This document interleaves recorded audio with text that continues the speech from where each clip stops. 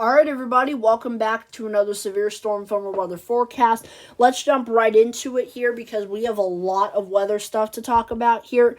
And you can see here that we have still a trough sitting over in the northeastern half of the United States. That is because of this area of high pressure sitting over southern Saskatchewan, and that is allowing that northerly flow on the eastern end of it and that southerly flow on the western end of it. So you know the flow around that is clockwise. On the eastern end of it, that northerly push sent down a very, very strong trough for this time of year that pretty much cradled everywhere in the eastern half of the United States in cooler than average fall-like temperatures for some areas. Some areas didn't even make it out of the 50s across the Northeast today, believe it or not.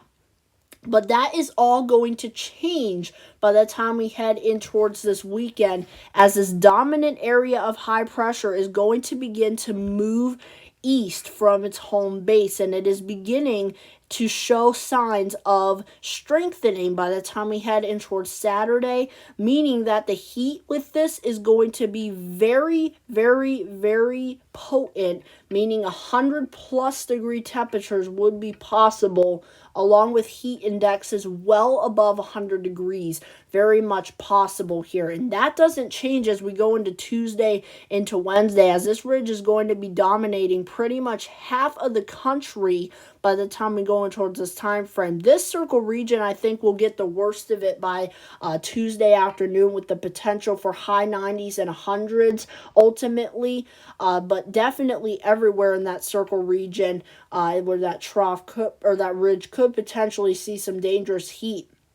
But going into midweek, notice what happens, all right? Remember, I mentioned that area of high pressure here. This time, it's right here across the eastern half of the United States, as well as one building right here on the western end of the United States, all right? And that is going to likely, on the eastern end of that high pressure system, potentially start to build yet another trough across portions of Canada. And this one's going to be a potent one, folks, as we head in towards late next week. Notice how much this digs across the northern plains, and I'm concerned for severe weather out ahead of this, potentially in the form of significant wind damage potential. All right, this kind of reminds me of August 24th of 2023, where we had many tornadoes that touched down across portions of Michigan and northern Ohio, northeast Ohio and southeast Michigan to be exact. But I definitely think we are likely going to see some of that again, and ultimately the widespread damaging winds, I don't want to forget that, was the most widespread thing. So I definitely will be cautiously watching these areas over the course of the next week or so, because that could potentially turn into something major as we head in towards sometime next week. All right, there's still some very big uncertainty as to where this trough goes. However, the models are starting to get a better handle that this could potentially be another big event for areas of Michigan and Ohio, potentially for an even bigger area.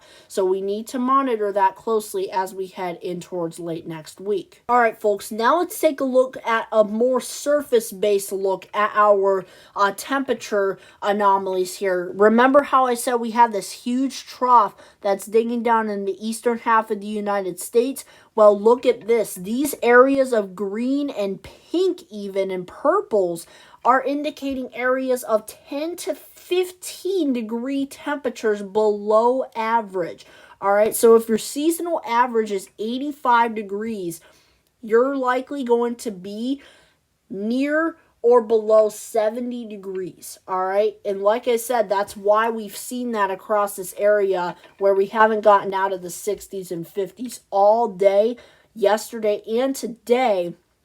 And like I said, that will begin to move out as we head in towards the weekend. But look at this. We go from well below average temperatures to well above average temperatures across these areas of the United States, all right? Remember I circled those areas that I said will get dangerous heat? Well, this is the area that I'm significantly watching for the potential for 90 to 100 plus degree temperatures, especially in these gray shaded regions. All right, that is not blistering heat. However, it is 90-degree temperatures. The farther more north you go, it is likely going to be probably like 80s or something like that. But the farther south you are, like this area right here, I definitely think you're going to see 90s and triple digits. Definitely, to say the least. And then as we go in towards late week, notice how that trough is going to be pulled down from the Canada region, and yes, that is likely going to produce a very strong cold front. Like I said, this reminds me of the August 24th tornado event that we had and wind event across portions of the Great Lakes and northern Ohio region. So again, we do need to be monitoring that closely. However, again, too much uncertainty to be printed out at this time. However, this could potentially be yet another below average temperature producer for areas of these areas in the future as we head in towards early December. All right, everybody, now let's talk tropics, and then we will get you on your way here on this beautiful Tuesday evening here.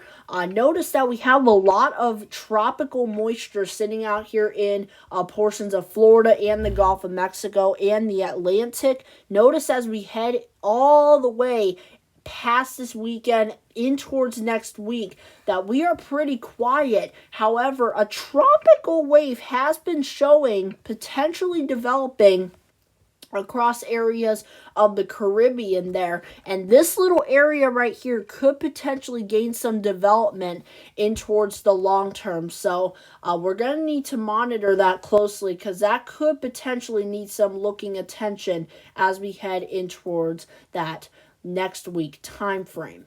The National Hurricane Center is definitely not hinting on this quite yet because this is definitely not within 7 days. However, this could potentially change, which it likely will, as we head in towards late this week into the weekend. All right, everybody, thank you so much for watching. Make sure you like and subscribe. If you're not already, that's all I have for you. Have a great rest of your night.